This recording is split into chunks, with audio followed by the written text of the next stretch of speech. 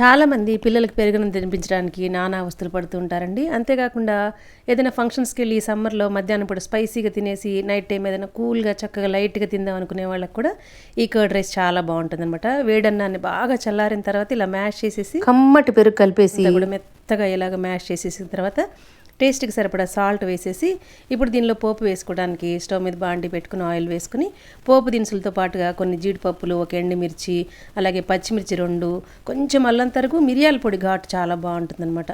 ఇవన్నీ వేసేసిన తర్వాత కొంచెం కరివేపాకు కూడా వేసేసి ఇంగు వేసేసి పోపంతా మనం మ్యాష్ చేసి పెట్టుకున్న కర్డ్ రైస్లో వేసేసి ఫైనల్గా కొంచెం క్యారెట్ తరుగు, అలాగే కొత్తిమీర తరుగు కూడా వేసేసి మనం సర్వ్ చేసేటప్పుడు కొన్ని దానిమ్మ గింజలు వేసేస్తే చక్కగా కలర్ఫుల్గా ఎప్పుడు తినని వాళ్ళు కూడా పెరుగన్నాన్ని ఈ విధంగా చేసి పెడితే చక్కగా తింటారనమాట. దీన్ని మనం నిమ్మకాయ పచ్చడితో కానీ, రీసెంట్గా మన ఛానల్లో దబ్బకాయ చేసుకున్నాం కదా, దాంతో కానీ మాగాయతో కానీ సర్వ్ చేస్తే అద్దరిపోతుందండి. Thank you for watching.